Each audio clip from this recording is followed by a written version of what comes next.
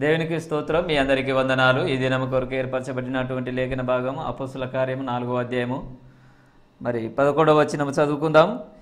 ఇల్లు కట్టిన వారైన మీరు తృణీకరించిన రాయి ఆయనే, ఆ రాయి మూలకు తలరాయి ఆయను. ఆమేన్. దేవునికి స్తోత్రం. Hallelujah, hallelujah, hallelujah. Good morning, have a nice day. దేవుని నామానికి మహిమ కలుగును గాక. ప్రభు అయిన యేసుక్రీస్తు దివ్యమైన నామములో, ప్రేమపూరితమైన నామములో మీ అందరికీ ప్రత్యేకమైన వందనాలు తెలియజేస్తున్నానండి. ప్రైజ్ లార్డ్, షాలోమ్, మారనాథ. ఈ దినము, ఈ ఉదయకాలం, ఈ కొత్త దినము ఆరంభించబడి 8 గంటలైంది. 8 గంటల కాలంలో మీరు లేచి 1 గంట, 2 గంటలు, 3 గంటలు అయిండొచ్చు. మీ వ్యక్తిగతమైనటువంటి పర్సనల్ స్పిరిచువల్ మెడిటేషన్, మీ వ్యక్తిగతమైన ధ్యానం ముగించుకున్నారని నేను భావిస్తున్నాను. దయచేసి ఉదయం లేవగానే మీ మొబైల్ ఫోన్లు చూసుకోవద్దు. ఉదయం లేవగానే న్యూస్ పేపర్ చూడాలని ప్రయత్నం చేయొద్దు. ఉదయం వెంటనే వంటగదిలోకి వెళ్ళేదో పనులు చేయాలంటే ఆలోచనలోకి వెళ్ళొద్దు. వంట పని చేయొద్దని కాదు, వంట పని చేయాలి. కానీ spend some time with God. దేవునితో కాస్త సమయం గడిపి, కునుకక నిద్రించక మనల్ని కాపాడుతున్నటువంటి దేవుడు. నువ్వు నిద్రపోయావు, నువ్వు కునికావు, కానీ ఇవి రెండూ చేయకుండా నీ కోసం కనిపెడుతున్నట్టు దేవుడు ఉన్నాడు. నువ్వు మాట్లాడాలని, నువ్వు మాట్లాడితే నీ ప్రార్థనలు వినాలని ఆశపడుతున్నటువంటి దేవుడు. కనుక spend some time with God. ఆయన్ని విశ్వాసం ద్వారా, లేకపోతే విశ్వాసముతో చేయబడుతున్న ప్రార్థనల ద్వారా ఆయన్ని సంతోషపరచవచ్చు. We could please God not by materialistic things, but by faith and the prayers offered by faith. విశ్వాసము ద్వారా, మరి విశ్వాసము ద్వారా అర్పించబడుతున్నటువంటి విజ్ఞాపనల ద్వారా, విశ్వాసము ద్వారా అర్పించబడుతున్నటువంటి విజ్ఞాపనల పుష్పముల ద్వారా ఆయన్ని సంతోషపరచవచ్చు. అటు అర్పణల ద్వారా మనం ఆయన్ని ఆనందపరచవచ్చు అనే సంగతిని మీకు గుర్తు చేస్తున్నాను. దేవుని స్తోత్రం, హల్లెలూయా, స్తోత్రం. ఈ సమయంలో మనం ప్రత్యేకంగా ప్రార్థన చేద్దాం. రోగులైన వారి కొరకు ప్రత్యేకంగా ప్రార్థన చేస్తాం. ఎందుకంటే దేవుడు స్వస్థపరుస్తాడు. God is a healer. Jehovah Rapha. నిర్గమకాండము 15వ అధ్యాయము నుంచి ఆయన కాదు, దానికి ముందు నుంచి కూడా ఆయన స్వస్థపరిచేవాడు. ఆదికాండము 20వ అధ్యాయంలో అబ్రహాము ప్రార్థన చేసినప్పుడు అబ్రహాముకు అప్పటికి యెహోవా ఈరేగా బయలుపరచబడలేదు, కానీ యెహోవా రాఫాగా ఆయన ప్రత్యక్షపరచబడ్డాడు. అందుకని అతడు ప్రవక్త కనుక అతడు నీ కోసం ప్రార్థన చేస్తాడు అని చెప్పబడింది. 20వ అధ్యాయంలోనే ఒక హీలింగ్ ప్రేయర్ చేశాడు. హీలింగ్ ప్రేయర్ చేసినట్టు మొట్టమొదటి వ్యక్తిగా అబ్రహామును మనం చూడగలం. అనగా విశ్వాసముతో మనము స్వస్థతల కోసం, విశ్వాసుల సేవకుల స్వస్థత కోసం మనం ప్రార్థించవచ్చు, తప్పేం లేదు. కనుక ఈ సమయంలో మనం ప్రత్యేకంగా ప్రార్థన చేస్తాం. ఈ ప్రార్థనలో దయచేసి ఏకీభవించండి. ప్రార్థన జరుగుతూ ఉండగా, ప్రార్థన చేస్తూ ఉండగా మీరు మీ ప్రియమైన వారిని మీరు జ్ఞాపకం చేసుకోండి. వారిని యేసునామములో దేవుడు స్వస్థపరుచున్నట్లుగా మీరు ప్రార్థనలో ఏకీభవించాల్సిందిగా కోరుతున్నాం. దేవుని స్తోత్రం. రండి, ఇది ప్రార్థనా సమయం. అందరం కళ్ళు మూసుకుందాం, చిన్న ప్రార్థన చేసుకుందాం. తలలో ఉంచండి. ప్రార్థన ముగిసిన తర్వాత మీరు ఏకీభవించారు అనడానికి గుర్తుగా ఆమేనని పలకాల్సిందిగా మిమ్మల్ని ప్రేమపూర్వకంగా కోరుతున్నాను.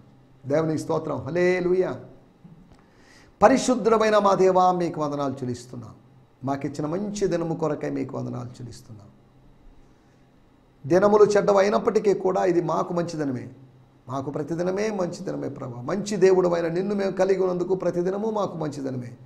ప్రతి వారము మంచి వారమే, ప్రతి నెల మంచి నెలే, ప్రతి సంవత్సరం కూడా మంచి నెలే. మిమ్మల్ని స్తుతిస్తున్నాం, మిమ్మల్ని ఆరాధిస్తున్నాం ప్రభా. మా విశ్వాసం ద్వారా చేసేటువంటి విజ్ఞాపనల ద్వారా మిమ్మల్ని సంతోషపరచాలని మేము ప్రయత్నం చేస్తున్నాం ప్రభా. మీకు వందనాలు చెల్లిస్తున్నాం. ఈ సమయంలో అనారోగ్యంతో ఉన్నట్టు మా ప్రియుల కొరకు ప్రార్థన చేస్తున్నాం. బీపీలు, షుగర్లు, థైరాయిడ్ ప్రాబ్లమ్స్, అలర్జీ ప్రాబ్లమ్స్, క్యాన్సర్లతో బాధపడుతున్న వారు ఉన్నారు. రకరకాల క్యాన్సర్లతో బాధపడుతున్న వారు ఉన్నారు. వీరందరినీ మీ సన్నిధానానికి తెస్తున్నాం. ఈ క్యాన్సర్లన్నింటినీ క్యాన్సల్ చేయమని కోరుతున్నాం. బ్రెస్ట్ క్యాన్సర్స్తోనూ, ఓవరీస్, ఇంకా రకరకాల ఎంబ్రియో క్యాన్సర్స్, లేకపోతే స్కిన్ క్యాన్సర్, బ్లడ్ క్యాన్సర్, రకరకాల క్యాన్సర్స్తో బాధపడుతున్న మా ప్రియులందరినీ నజరేయుడైన యేసు నామములో స్వస్థపరచమని అడుగుతున్నాం ప్రభా. కీమోథెరపీస్ వల్ల ఎంతో నొప్పులకి, వేదనలకు గురవుతున్నారు ప్రభా. డయాలసిస్ వల్ల బాధపడుతున్న వారు ఉన్నారు. వీక్ అయిపోయి బలహీనతలో ఉన్నవారు ఉన్నారు. వారి కొరకు మేము ప్రత్యేకంగా ప్రార్థన చేస్తున్నాం. వార్ధక్య బలహీనతలతో ఉన్న వారిని మీరు దర్శించండి ప్రభు. ఇంకా రకరకాల సమస్యలతో ఉన్న వారి కొరకు మేము ప్రార్థన చేస్తున్నాం. ఈ సమ్మర్లో సన్ స్ట్రోక్ గురైన వాళ్ళు బాధపడుతున్న వారి కొరకు మేము ప్రత్యేకంగా ప్రార్థన చేస్తున్నాం. టైఫాయిడ్, ఇంకా వైరల్ ఫీవర్స్, ఇంకా డెంగ్యూతో రకరకాల ఫీవర్స్తో బాధపడుతున్న వారి కొరకు మీ సన్నిధానానికి వస్తున్నాం. యేసు నామములో మీరు దర్శించండి ప్రభు. దేవా మీకు వందనాలు చెల్లిస్తున్నాం. నిన్న నేడు నిరంతరం ఏకరీతిగా ఉన్న దేవా, నువ్వు స్వస్థపరిచే యెహోవావు నువ్వు, యెహోవా రాఫావు నువ్వు. ఇర్మియా గ్రంథము 30వ అధ్యాయంలో చెప్పినట్లుగా, నేను నీకు ఆరోగ్యము కలుగు చేతును, నీ గాయములు మాన్పుదును, ఇదే యెహోవా వాక్కు అని మీరు చెప్పారు. అనారోగ్యంగా ఉన్నటువంటి మీ దాసుల కొరకు ప్రార్థన చేస్తున్నాం. ఒక్కొక్కరిని మీరు స్వస్థపరచండి, మీ కార్యము జరిగించండి. పెరాలసిస్తో బాధపడుతున్న వారి కొరకు ప్రార్థన చేస్తున్నాం. ఒక చెయ్యి, ఒక కాలు, లేకపోతే ఇలా ఇబ్బందులతో ఉన్న వారందరినీ మీ సన్నిధానానికి తెస్తున్నాం ప్రభా. హైదరాబాద్లోని మా ప్రియ సోదరి సిస్టర్ స్వప్న కొరకు ప్రార్థన చేస్తున్నాం. యేసు నామములో బిడ్డను మీరు దర్శించండి, సంపూర్ణమైన విడుదల మీరు కలుగు చేయండి ప్రభా. ఇంకా రకరకాల బలహీనతలతో ఉన్న వారి కొరకు మీ సన్నిధానానికి వస్తున్నాం. ఐసీయూలో ఉన్న వారి కొరకు ప్రార్థన చేస్తున్నాం ప్రభా. దేవా మీకు వందనాలు. తమ దేహాల్లో రాడ్లు, స్టీల్ రాడ్స్, ప్లేట్స్, ఇంకా ఇలాగా స్టంట్లు వేసుకున్న వారు ఉన్నారు మా ప్రియులు. వీరందరూ మీ సన్నిధానానికి తెస్తున్నాం. పాస్టర్ విజయ భాస్కర్ గారి కొరకే మీకు మీ సన్నిధానానికి వస్తున్నాం. సంపూర్ణమైన స్వస్థను మీరు అనుగ్రహించండి అయ్యా. మీకు వందనాలు, మీకు వందనాలు. మీ దాసులు చాలామంది రకరకాల బలహీనతలతో ఉన్నారు. హై బీపీ, లో బీపీ, ఇటువంటి సమస్యలు, ఇంకా రకరకాల సమస్యలతో బాధపడుతున్నవారు, మానసిక సమస్యలతో బాధపడుతున్నారు. వీరందరూ మీ సన్నిధానానికి తెస్తున్నాం. వీరందరికీ ఈ వ్యాధులన్నిటికీ పరిష్కారం ఒకటేనని, యేసు నామమేనని, యేసు రక్తమేనని, యేసు అనే నామమేనని భావించి మమ్మల్ని స్తుతిస్తున్నాం ప్రభా. మీకు వందనాలు చెల్లిస్తున్నాం. స్వస్థత సాక్ష్యాలు మేము వినాలి, అనేకులు వినాలి, తద్వారా అనేకులు విశ్వాసంలో బలపడాలి. యేసు సజీవుడని ప్రభా మరి ప్రజలు మాటి మాటికి గుర్తు చేసుకుంటూనే ఉండాలి. అట్టి కార్యములు మీరు జరిగించబోతున్నందుకు మీకు వందనం చేస్తూ, అయ్యా స్కిన్ ప్రాబ్లమ్స్తో బాధపడుతున్నవారు, అలర్జీస్తో బాధపడుతున్నవారు, ఇంకా వేరు వేరు సమస్యలతో బాధపడుతున్న వారందరూ మీ సన్నిధానానికి, స్త్రీ సంబంధమైన రుగ్మతలతో బాధపడుతున్నవారు, హార్మోన్ ఇంబ్యాలెన్స్తో బాధపడుతున్నవారు, వీరందరినీ మీ సన్నిధానానికి తెస్తున్నాం ప్రభా. మీ కార్యము జరిగించమని, మీ కృపతోడుగా ఉంచమని యేసు నామములోనే ప్రార్థించగలుగుతున్నాం పరమ తండ్రి. Amen, amen, amen. దేవునికి స్తోత్రం. మీ అందరికీ వందనాలండి. ప్రభు మిమ్మల్ని దీవించునుగాక. నిన్నటి ఎపిసోడ్లో మనం కొన్ని విషయాలు ఆలోచించాం. సేవకుల యొక్క కష్టాలు. అందరికీ కష్టాలు ఉంటాయి. విశ్వాసి కూడా ఒక సేవకుడే. సేవకుడు అంటే సేవ చేసేవాడని, పాస్టర్నో లేకపోతే సువార్థికుడు కావచ్చు, లేదా బైబిల్ టీచర్ కావచ్చు, లేదా ప్రవక్త కావచ్చు.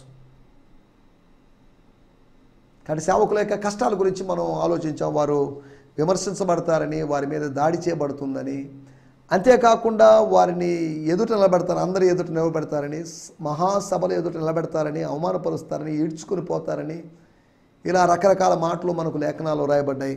అంతేకాకుండా గట్టిగా బెదిరించబడ్డం, థ్రెటనింగ్స్, స్ట్రాంగ్ వార్నింగ్స్, ప్రాణాపాయ పరిస్థితులు, ప్రాణాన్ని తీసేస్తామనేటువంటి బెదిరింపులు. ఏలియాకి అలనాడు యెజబేలు ద్వారా వచ్చినటువంటి బెదిరింపు. నువ్వు 450 మంది ప్రవక్తలకు ఎలా చేసావు, ఇప్పుడు నేను నీకు అలా చేయబోతున్నాను. రేపు స్థాయినికల్లా 24 hours గడువు, డెడ్ లైన్ పెట్టేసి, ఇదిగో నువ్వు సస్తావు, నేను చంపేస్తాను, నా పవర్ ఏంటో చూపిస్తాను, నా తడాకా ఏంటో, నా ప్రతాపం ఏంటో చూపిస్తావు అని శత్రువు విర్రవీగుతున్నప్పుడు ప్రభు నీకు భద్రతనిస్తాడు. ప్రభు నిన్ను సురక్షితమైన స్థానంలో ఉంచుతాడు. శత్రువు నిన్నేమి చేయలేడు. శత్రువు బలహీనుడు. శత్రువు విర్రవేగడానికి కారణం ఏంటంటే వాడి తల చితక తొక్కబడింది కనుక పిచ్చి మాటలు మాట్లాడుతున్నాడు. వాడికి బ్రెయిన్ ప్రాబ్లం అయింది, బ్రెయిన్ డ్యామేజ్ అయింది. కల్వరి సిలువలో యేసు ప్రభు వాడిని చితక తొక్కడం వల్ల ఈ తలకు దెబ్బ తగిలినోడు రకరకాలుగా మర్చిపోతుంటారు, ఏదేదో మాట్లాడుతుంటారు, పిచ్చి మాటలు మాట్లాడుతుంటారు. సాతానుడు చేసే పని అంతవరకే. కానీ వాడు గర్జించు సింహము వలే, గర్జించు సింహం కాదోడు, వాడొక పిల్లి లాంటోడు అపవాది, వాడొక పిరికి పంద. కానీ గర్జించు సింహపు గెటప్లో వస్తున్నాడు. దీనికి భయపడి కొంతమంది పారిపోవచ్చేమో, కానీ దేవుని బిడ్డలమైన మనం ధైర్యంగా ఎదుర్కోవచ్చు. యూదా గోత్రపు సింహం మన పక్షాన ఉండగా ఈ గర్జించు సింహం వలె గర్జించేటువంటి ఈ డూప్లికేట్ సింహం మనల్ని ఏం చేయలేదనే సంగతిని మీకు గుర్తు చేస్తున్నాను. అంతేకాకుండా అల్లరి చేయడం, అల్లరి చేయడం అంటే అవమానపరచడం, అల్లరి చేయడం అంటే మాట వినకపోవడం, అల్లరి చేయడం అంటే అపోస్తుల కార్యములు 19వ అధ్యాయములో ఎఫెసీకి వచ్చినప్పుడు 2.5 గంట సేపు ఏకంగా అర్తమిస్ దేవి మహాదేవి అని పౌలుని ఒక్క మాట కూడా మాట్లాడానికి, పౌలు ఈ శబ్దాలన్నీ వింటున్నాడు. పౌలు బహుశా మనసులో స్తోత్రం స్తోత్రం స్తోత్రం స్తోత్రం అనుకుంటూ ఉండొచ్చు. యేసయ్యా నీకు స్తోత్రం, యేషువా మెస్సియా నీకు స్తోత్రం అనుకుంటూ ఉండొచ్చు. బయలు ప్రవక్తలు ఆనాడు కేకలు వేసినట్టుగా కర్మేలు పర్వతం మీద కేకలు వేశారు. అవతల వ్యక్తికి మాట్లాడే అవకాశం ఇవ్వకుండా ఇలా చేశారు. ఏదేమన్నప్పటికీ సేవకుల శ్రమలు, సంఘము శ్రమలు ఎదుర్కొన్నప్పటికీ సంఘము విజయవంతంగా, సఫలవంతంగా, లేకపోతే విజయము సాధించింది. Church become overcoming church. Pastors are ministers become overcoming ones. Victorious చర్చ్గా మారింది. Victorious ministers and victorious church. దేవునికి స్తోత్రం, హల్లెలూయా, దేవునికి స్తోత్రం. రండి, ఈ సమయంలో మన దేవుని వాక్యాన్ని ధ్యానించుకుందాం. మన ధ్యానం నిమిత్తమై అపోస్తుల కార్యములు 4వ అధ్యాయము 11వ వచనం. అపోస్తుల కార్యములు 4వ అధ్యాయం 11వ వచనం. ఇల్లు కట్టువారైన మీరు తృణీకరించిన రాయి ఆయనే. ఇల్లు కట్టుచున్న వారైన మీరు తృణీకరిస్తున్నటువంటి రాయి యేసు ప్రభువే, మా యేసే, నజరేయుడైన యేసే, యేసుక్రీస్తే. ఆ రాయి మూలకు తలరాయి అయింది. నేను చదువుతున్నాను బ్రియాన్ సిమ్మన్స్ గారి ద ప్యాషన్ ట్రాన్స్లేషన్ టీపీటీ అనేటువంటి తర్జుమాలో నుంచి చదువుతున్నాను. 4వ అధ్యాయము 11వ వచనము. This Jesus is the stone that you the builders have rejected, now he has become the cornerstone. సిలువ వేయబడ్డానికి ముందుగా ఆయన తిరస్కరించబడిన రాయి, సిలువ వేయబడి పునరుత్థానుడై ఆరోహణము చెందిన తర్వాత ఆయన మూలకు తలరాయి, ఆయన చీఫ్ కార్నర్ స్టోన్. దేవుని స్తోత్రం. This Jesus is the stone that you the builders, ఆ సజీవమైన రాయి అయినటువంటి క్రీస్తుని, స్వర్గపు రాయి అయినటువంటి క్రీస్తుని మీరు తృణీకరించారు. నౌ, కానీ పరిస్థితి చూడండి, డామేట్, కథ అడ్డము తిరిగింది. నౌ ఏం జరిగింది? He has become the corner stone. స్తోత్రం, హల్లెలూయా. ఆయన ఏమయ్యాడు? కార్నర్ స్టోన్గా మారాడు. కార్నర్ స్టోన్ అంటే ఏదో మినిస్ట్రీ గురించి వాటి గురించి కాదు నేను మాట్లాడేది, సంఘాన్ని గురించి కాదు మాట్లాడేది. స్తోత్రం. కార్నర్ స్టోన్ 118వ కీర్తనలో 22వ వచనంలో ఉన్నటువంటి ఆ మాట ఇక్కడ రిపీట్ చేయబడింది, అనగా చెప్పబడింది. దాన్ని మెన్షన్ చేశారు, ప్రస్తావన చేశారు. ఆ మాట చెప్పినప్పుడు ఆ మాట కూడా దావీదు స్వయంగా తన గురించి చెప్పడం లేదని, యేసును తిరస్కరిస్తారని, కమింగ్ డేస్లో, రాబోయే రోజుల్లో మెస్సియాని తిరస్కరిస్తారని చెప్పడం అనేది దావీదు ప్రవచనాత్మకంగా మాట్లాడాడు. 16వ కీర్తన అయినా, 2వ కీర్తన అయినా, 110వ కీర్తన అయినా, 118వ కీర్తన అయినా ఆయన ప్రవచనాత్మకంగా మాట్లాడాడు. ఇట్టి కీర్తనలు మెస్సియానిక్ సామ్స్ అన్నారు, అనగా మెస్సియా కీర్తనలు అన్నారు. సుమారు 20 వరకు ఉన్నటువంటి మెస్సియా కీర్తనలు. దేవుని స్తోత్రం, హల్లెలూయా. తర్వాత నేను ద ఫాదర్స్ లైఫ్ న్యూ టెస్టిమెంట్లో వచ్చి నేను చదువుతున్నాను. తర్వాత వాడుక భాషలో చదువుకుందాం. Acts 4th chapter verse 11. స్తోత్రం, హల్లెలూయా, స్తోత్రం.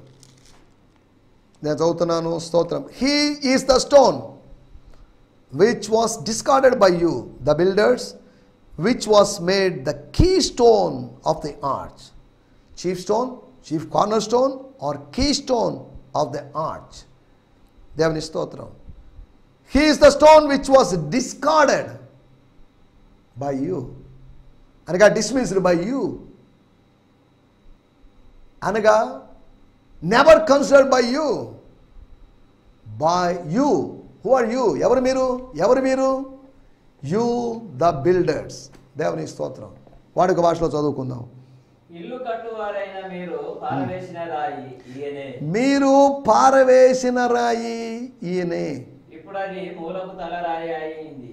కొన్ని రాయి యేసే. ఈ రాళ్ళని ఏం చేస్తున్నారంటే, పొడలు కలిగిన రాళ్ళు, మచ్చలు కలిగిన రాళ్ళని, వాటికి ఏదైనా డిజీజ్ వచ్చిందేమో, లేకపోతే వాటికి ఏదైనా కుష్ఠరోగం టైప్ ఏదైనా ఉందో అంటరాని రాయని రాళ్ళని, పాత రాళ్ళు కూడా వేరు చేసేవాళ్ళు, పక్కన పెట్టేసేవాళ్ళు. లెప్రసీకి సంబంధించినటువంటి రూల్స్ మనం లెవిటికస్లో లేవికాండంలో చూసినప్పుడు మనం అర్థం చేసుకోగలం. మీరు పారవేసిన రాయి, స్తోత్రం, మీరు పారవేసిన కొమ్మ, మీరు వద్దనుకున్నటువంటి ఆయన, మీరు అల్లంత దూరాన్ని పెట్టినటువంటి, ఆమెడ దూరాన్ని పెట్టినటువంటి, టచ్ మీ నాట్ అన్నట్టుగా ఉన్నటువంటి ఈ వ్యక్తి. దేవుని స్తోత్రం, హల్లెలూయా, హల్లెలూయా, స్తోత్రం. మనం ఆలోచిస్తున్న విషయాలు కట్టువాని కష్టాలు, అది మన టైటిల్. బిల్డర్స్ యొక్క ప్రాబ్లమ్స్, బిల్డర్స్ యొక్క కష్టాలు. కట్టే వాళ్ళకి కష్టాలు ఉన్నాయి, ప్రతి వాళ్ళకి కష్టాలు ఉన్నాయి. నిన్నటి ఎపిసోడ్లో మనం సేవకుల యొక్క క్రీస్తు పనివారి కష్టాలు. ఈరోజు మనం ఆలోచిస్తున్న మాటలు కట్టువారు ఎవరు, కొందరా అందరా, ప్రతి వారు కట్టుకుంటున్నారు. కట్టు వాళ్లకు ఉన్నటి కష్టాలు సులభమైన విషయం కాదు. ఆటోమేటిక్గా కట్టుకోలేము. కట్టుకోవడానికి కొన్ని రోజులు పడుతుంది. ఓ 10 రోజులు పట్టవచ్చు, 15 రోజులు, 20 రోజులు, నెల రోజులు, 2 నెలలు. కాంట్రాక్ట్ ఇచ్చినా మనం ఓన్ చేయించుకున్నా కానీ దాంట్లో ఉన్న కష్టం. ఇల్లు కడుతున్నప్పుడు వాళ్ళ సొంత ఇల్లు, వాళ్ళు ప్రస్తుతం ఉంటున్న ఇల్లు ఎక్కడో ఉన్నప్పటికీ ఆ ఓనరో వాళ్ళకి సంబంధించిన వాళ్ళు వచ్చి ఉదయం నుంచి సాయంత్రం దాకా పని వాళ్ళ మంచి చెడు చూసి ఎంత కష్టం ఉంది దాంట్లో. ప్రతి పనిలో కష్టం ఉంది. ఈ కన్స్ట్రక్షన్ వర్క్లో మరింత కష్టం ఉంది. మనం వండుకొని తిన్నాం, అది అయిపోయింది ఆ రోజుతో, ఆ గంటకో 2 గంటలకు అయిపోయింది. కానీ ఇది నిలిచేటువంటి పని, ఇది పైకి కనబడేటువంటి పని, అనేకులకు ఆశీర్వాదకరంగా ఉండాల్సిన పని. ఈ కన్స్ట్రక్షన్ వర్క్, ఈ నిర్మాణాత్మకమైనటువంటి కార్యంలో, ఈ సృజనాత్మకమైన కార్యంలో, ఈ కట్టేటువంటి కార్యములో, ఈ గృహ నిర్మాణ కార్యక్రమంలో, గృహ నిర్వహణ కాదు, నిర్మాణ కార్యక్రమం. నిర్మాణ కార్యక్రమం ఒక ఎత్తు అయితే నిర్వహణ కార్యక్రమం మరొక ఎత్తు. ఇప్పుడు కన్స్ట్రక్షన్ అనేది ఒక ఎత్తు అయితే మేనేజ్మెంట్ అనేది అనదర్ స్టెప్. దానిలోకి మనం వెళ్ళలేదు. మనకి ఆలోచిస్తున్న విషయాల్లోకి వచ్చేద్దాం. కట్టువారి కష్టాలు. స్తోత్రం. కట్టిన తర్వాత కట్టిన ఇంట్లో చేరారు, అద్దెకి చేరారు, బాడుక్కి చేరారు, కిరాయి ఇస్తూ ఉంటున్నారు అక్కడ. మళ్ళీ కట్టడానికి కూడా వాళ్ళకి కష్టమే. ప్రతి నెల కట్టడానికి కష్టం ఏర్పడవచ్చు. మొదటి వారం లోపు కట్టడానికి కష్టాలు ఏర్పడవచ్చు. కట్టువారి కష్టాలు. దేవుని స్తోత్రం. బిల్డర్స్ యొక్క, నిర్మాణకుల యొక్క కష్టాలు. ఇందులోంచి 4 విషయాలు మీకు త్వరగా జ్ఞాపకం చేస్తున్నాను. అక్కడక్కడ బైబిల్లో ఉన్నట్టు కొంతమంది నిర్మాణకుల్ని జ్ఞాపకం చేసి, నిర్మాణకులు ఎదుర్కొన్నటువంటి సమస్యలు ఏంటి, వాళ్ళ కష్టాలు ఏంటి, వాళ్ళకి ఏమైంది, వాట్ హ్యాపెన్ టు దెమ్ అనే దాని గురించి మనం మాట్లాడుకోబోతున్నాం. 4 ఉదాహరణలు మీకు జ్ఞాపకం చేస్తాను. మొట్టమొదటిగా ఆదికాండము 11వ అధ్యాయము 8వ వచనం. Genesis 11th chapter verse 8. అక్కడ ఒక నిర్మాణం జరుగుతుంది. ఎంతకాలం జరిగిందో మనకు తెలియదు. 11వ అధ్యాయం 8వ వచనం. అలాగో యెహోవా అక్కడ నుండి భూమి అంతటా వారిని చెదరగొట్టెను గనుక వారు ఆ పట్టణమును కట్టుట మానిరి. వారు ఆ పట్టణమును కట్టుట మానిరి. వారు ఆ పట్టణాన్ని లేదా ఆ గోపురాన్ని కట్టడం ఆపేశారు. ఆ హ్యూజ్ కన్స్ట్రక్షన్, ఆ వెరీ బిగ్ ప్రాజెక్ట్ని ఆపేశారు. కారణం ఏం జరిగింది అక్కడ? మనకందరికీ తెలిసిన విషయమే. బాబేలు దగ్గర గోపురాన్ని వాళ్ళు కట్టుకుంటున్నారు. ఆకాశం ఉన్నట్టు గోపురం కట్టుకోవాలనుకున్నారు. వాళ్ళు ఏదో మంచి పేరు ప్రఖ్యాతులు తెచ్చుకోవాలనుకున్నారు. మా రాజుకి, మా నిమ్రోదు రాజుకి గొప్ప పేరు తేవాలి. ఆల్రెడీ కట్టబడినట్టు ఆయన కొన్ని పట్టణాలు కట్టాడు. ఇప్పుడు కట్టిన 4-5 పట్టణాలు కట్టాడు. ఆ పట్టణాల కన్నా ఈ రీసెంట్గా కట్టబడినటువంటి పట్టణం, స్తోత్రం, హల్లెలూయా. ఏంటి ఆయన ఇక్కడ చూడండి. ఆదికాండం 10వ అధ్యాయం 10వ వచనం. షీనారు దేశంలోని బాబేలు, ఎరేకు, అక్కదు, కల్నే అను పట్టణంలో అతని రాజ్యములకు మొదలు. ఆ దేశములో నుండి అష్షూరుకు బయలుదేరి వెళ్ళి నినివేను, తీరును, కాలహును, నినివేకును కాలహును మధ్య ఉన్న రెసెన్ను కట్టించను. ఇదే ఆ మహాపట్టణము. స్తోత్రం. ఇలా కొన్ని పట్టణాలు కట్టించాడండి. నినివేను కట్టించాడు. సరే, ఇప్పుడు ఆయన న్యూ ప్రాజెక్ట్ బాబెల్ టవర్. పట్టణం, ఒక పట్టణము, a new city and new tower. ఏమైంది? 8వ వచనంలో, అలాగూ యెహోవా అక్కడి నుండి భూమి అందంతటా వారిని చెదరగొట్టెను. యెహోవా చెదరగొట్టాడు. ఇదేంటండి? దేవుడు చెదరగొట్టడం ఏంటి? ఏమన్నా అవసరమా? వాళ్ళేదో కట్టుకుంటే ఆయనకేంటండి? ఆయన యొక్క ఉద్దేశానికి వ్యతిరేకంగా, ఆయన చిత్తానికి వ్యతిరేకంగా జరుగుతున్న కార్యం అది. కారణం ఏంటంటే, భూమిని నింపండి, విస్తరించండి అని చెప్తే మీరు ఒక స్థలానికే, ఒక నిర్ణీతమైన స్థలానికే, భూభాగానికి పరిమితం అవుతారా? దేవుని చిత్తానికి వ్యతిరేకంగా చేస్తున్నప్పుడు దేవుడు వాళ్ళని చెదరగొట్టాడు. వాళ్ళు చెదిరిపోతారని ఊహించలేదు. భాషలు తారుమారని, ఒకరి భాష ఒకరికి అర్థం కాలేదు. స్తోత్రం. గనుక 7వ వచనం, మనము దిగిపోయి వారిలో ఒకని మాట ఒకనికి తెలియకుండా అక్కడ వారి భాషను తారుమారు చేదుము రండి అని అనుకోనేను. అలాగా భాషలు తారుమారైనప్పుడు, లాంగ్వేజ్ కన్ఫ్యూజ్ అయినప్పుడు, తారుమారు జరిగినప్పుడు, అయోమయం జరిగినప్పుడు, క్లారిటీ లేనప్పుడు, క్లారిటీ మిస్ అయినప్పుడు కన్స్ట్రక్షన్ ఆగింది. క్లారిటీ ఉన్నప్పుడే కన్స్ట్రక్షన్ జరుగుతుంది. నీ జీవితానికి ఒక క్లారిటీ ఉన్నప్పుడే జీవితం కన్స్ట్రక్ట్ అవుతుంది. లేదా క్లారిటీ లోపించి కన్ఫ్యూజన్ వస్తే అది డిస్ట్రాక్ట్ అయిపోతుంది. దేవుని స్తోత్రం. యెహోవా వారిని చెదరగొట్టెను. మొట్టమొదటి మాట, కట్టువారి కష్టాల గురించి మనం ఆలోచిస్తున్నాం. ఒకటి, కట్టువారు చెదిరిపోయారు. కట్టువారైన మీరు, ఇశ్రాయేలు ప్రజలు కట్టువారు, దేవుని ప్రజలు కట్టువారు, మనము కట్టువారు. ప్రతి మానవుడు కట్టేవాడు, కట్టేటువంటి పనిలో ఉన్నాడు. అక్షరార్థంగా ఒక ఇంజనీర్ గానో, కాంట్రాక్టర్ గానో, బిల్డర్ గానో, బేల్దారి గానో కడుతున్నాడని కాదు. ఆత్మీయంగానో, భౌతికంగానో, మానసికంగానో కట్టుకుంటున్నారు. ఈ కట్టుకుంటున్న కట్టడాల పరిస్థితి ఏంటి? ఒకటి, కట్టుకున్నటువంటి అది ఆగిపోయింది, కన్స్ట్రక్షన్ ఆగిపోయింది, వాళ్ళు చెదిరిపోయారు. దేవుని స్తోత్రం.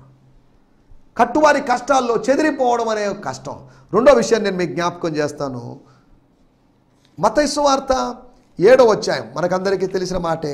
కొండ మీద ప్రసంగంలో భాగంగా, లేకపోతే కొండ మీద ప్రసంగంలోని కన్క్లూషన్. 7వ అధ్యాయము 27వ వచనం, వాన కురిసింది, వరదలు వచ్చెను, గాలి విసిరి ఆ ఇంటి మీద కొట్టెను, అప్పుడు అది కూలబడెను. అది కూలబడెను, కూలిపోయింది. It was collapsed. 6వ అధ్యాయము అనగా స్తోత్రం, లూకా సువార్త 6వ అధ్యాయం 49వ వచనం, 57వ పేజీ. స్తోత్రం. 48వ వచనం చివరి భాగంలో, దాన్ని కదలింపలేకపోయాను. కానీ 49లో, అయితే నా మాటలు వినియు చేయనివాడు, చేసేవాడు ఎలా ఉన్నాడో ముందు చెప్పింది, చేయనివాడు పునాది వేయక నేల మీద ఇల్లు కట్టినవాడు. నేల మీద అన్నప్పుడు మత్తయి సువార్త 7వ అధ్యాయంలో ఇసుక మీద అని రాయబడింది.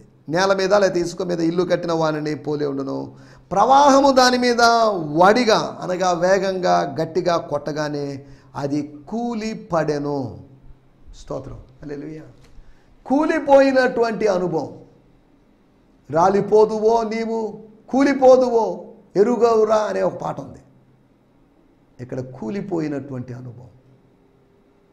ఇంటి నిర్మాణకులు అనగా కట్టువారు చెదిరిపోయారు. ఒకటి, గోపురం కట్టేవాళ్ళు చెదిరిపోయారు బాబులోన్ దగ్గర, ఆదికాండం 11లో. రెండోదిగా దేవుని మాటలు విని, మెస్సియా మాటలు విని, కొండ మీద ప్రసంగం మాటలు విని, లేకపోతే దేవరాజ్య నియమాలు, సత్యాలు, సూత్రాలు విని దాని ప్రకారం జీవించని వాడు, అన్వయించుకోని వాడు, వాడికి జరిగేటువంటి పరిస్థితి చూడండి. ఏం జరుగుతుంది అక్కడ? వాడు కూలిపోయాడు, వాడి నిర్మాణం కూలిపోయింది. దేవుని స్తోత్రం. హల్లెలూయా. మూడో విషయాన్ని నేను మీకు జ్ఞాపకం చేస్తాను. లూకా సువార్త 14వ అధ్యాయము 30వ వచనము. లూకా సువార్త 14వ అధ్యాయము 30వ వచనంలో మనం గమనిస్తే చూచు వారందరూ ఏమనుకుంటున్నారంటే, కొంతమంది మనుషులు అవుట్ సైడర్స్ వాళ్ళందరూ అనుకుంటున్నారు, ఈ మనుషులు కట్ట మొదలు పెట్టను కానీ కొనసాగింపలేకపోయినని అతనిని చూసి ఎగతాళి చేయసాగుదురు. అతన్ని చూసి ఎగతాళి చేస్తారట, నవ్వుకుంటారట. ముసిముసి నవ్వుతారని కాదు. అతనికి అవసరం అండి, కన్స్ట్రక్షన్ దిగాడు, రెచ్చిపోయాడు, రేగిపోయాడు, మేము ఎవరు చేయలేని పని ఆయన చేస్తానన్నాడు, దేవుడు తోడుగా ఉంటానన్నాడు, ఏదో అన్నాడు, సేవ అంటాడు, ఎరగదీస్తే అంటాడు, అంత కడతాం ఇంత కడతాం అన్నాడు. ఏమైంది ఇప్పుడు? ప్లానింగ్ లేకపోవడం వల్ల, స్తోత్రం, పెరాలసిస్ ఆఫ్ ది అనాలిసిస్ జరగడం వల్ల, అనగా విశ్లేషణ యొక్క పక్షవాతం జరగడం వల్ల ఏమైంది అక్కడ? వాడు అవమానానికి గురయ్యాడు. ఎగతాళి చేస్తున్నారు. అబ్బో బల గట్టేవాడు వచ్చాడు అని అన్నారు. ఆ బిల్డర్ యొక్క పరిస్థితి చూడండి. ఆదికాండం 11వ అధ్యాయంలో అది వాళ్ళందరూ పని వాళ్ళందరూ కన్స్ట్రక్టర్స్ అందరూ చెదరిపోయారు. మత్తయి సువార్త 7, లూకా 6లో వాళ్ళు కూలిపోయారు. ఆ బిల్డింగ్ కూలిపోయింది. మూడో విషయము లూకా సువార్త 14వ అధ్యాయం మనం చదువుకున్నాం. అక్కడ కూడా ఒక చిన్న గోపురం కట్టాలనుకున్నాడు. బాబేలు గోపురం అని కాదు, బాబేలు గోపురం అంత గోపురం కడితే అది దానివల్ల వచ్చే నష్టం ఏంటో తెలుసు. వీడొక్కడే సింగిల్గా వీడి ఫ్యామిలీ మెంబర్స్, ఒక ఉపమాన రీతిగా చెప్పబడింది. అది ఎగతాళికి గురయ్యాడు, అపహాస్యానికి గురయ్యాడు. ఈ రోజుల్లో సామెతకు ఆస్పదంగా, నిందకు ఆస్పదంగా మనం మారుతున్నాం. మనం ఒక జోక్గా మారుతున్నాం. నీ పని ఒక జోక్గా మారడానికి వీల్లేదు. నీ కన్స్ట్రక్షన్ ఒక జోక్గా మారడానికి వీల్లేదు. నీ చర్చ్ ఒక జోక్గా మారడానికి వీల్లేదు. దేవుని స్తోత్రం, హల్లెలూయా. ఒకటి, వాళ్ళు చెదిరిపోయారు. చెదిరిపోవడం, కూలిపోవడం, అవమానానికి గురి కావడం, లేదా అపహాస్యానికి గురి కావడం మూడో విషయం. నాలుగో విషయం నేను చెప్పి ముగిస్తాను. 1 కొరింథీయులకు రాసిన పత్రిక 3వ అధ్యాయము 15వ వచనం. 1 కొరింథియన్స్. ఒకని పని కాల్చివేయబడిన ఎడల వారికి నష్టము కలుగును. వాడికి ఏం కలుగుతుంది? నష్టము, లాభము కలగదు. ఒకని పని, ఒకని యొక్క వర్క్, ఒకని యొక్క సేవ కాల్చివేయబడితే, అనగా వాడు బంగారం మీదో లేకపోతే వెండి, వెలగల రాళ్ళు, కర్ర, గడ్డికొయ్య, ఇలాగే 6 పనులు, 6 విధాలైనటువంటి మెటీరియల్తో చేసిన నిర్మాణం ఒకని పని. ఈ 6 మంది పనివాళ్ళు ఉంటే, 6 మందే ఉన్నారని కాదు, 6 రకాల పనివాళ్ళు ఉంటే వాని పని అగ్నిచేత పరీక్షించినప్పుడు కాల్చి బూడిద చేయబడితే, దహన బలి పశువుకు జరిగినట్లుగా జరిగితే వానికి జీతము రాదు, వాడికి ప్రశంస రాదు. ఏమయ్యా మొత్తం కాలిపోయిందేంటి అని అంటారు. కాలిపోయినటువంటి అనుభవం, నష్టపు అనుభవం. ఒక పని చేసినప్పుడు లాభం రావాలి, వ్యాపారం చేసినప్పుడు లాభం రావాలి, కానీ నష్టం వచ్చిందంటే దానివల్ల కుటుంబం కష్టంలో పడుతుంది. నష్టం మనల్ని కష్టంలో తెస్తుంది. మనం ఇక్కడ ఆలోచిస్తుంటే నా మాటలు నేను ఇక్కడ ముగిస్తున్నాను. కట్టువారి కష్టాలు, కట్టువారికి ఉన్నటువంటి కష్టాలు అనగా చెదిరిపోయేటువంటి కష్టం ఉంది. రెండోది వాళ్ళకి కూలిపోయే కష్టం ఉంది. మూడోది అపహాస్యానికి గురయ్యే కష్టం ఉంది. నాలుగోదిగా నష్టపోయేటువంటి అనుభవం. ఈ అనుభవాలు 4 అనుభవాలు నీకు లేకపోవచ్చు, 4లో ఒక్క అనుభవమైనా ఉండొచ్చు. నువ్వు కట్టువాడివైతే ఎలా కట్టుకుంటున్నావు? లాభం పొంది చెదిరిపోకుండా, కూలిపోకుండా, అవమానానికి గురి కాకుండా చక్కగా కట్టుకోగలుగుతున్నావా? అలా ఆత్మ సంబంధంగా కట్టుకోవడానికి ప్రభు మనకు సహాయం చేయనుగాక. ఆమేన్. హల్లెలూయా, హల్లెలూయా. మీ అందరికీ వందనాలు. ఈ సందేశము మీకు ఆశీర్వాదకరంగా ఉందని నమ్ముచున్నాము.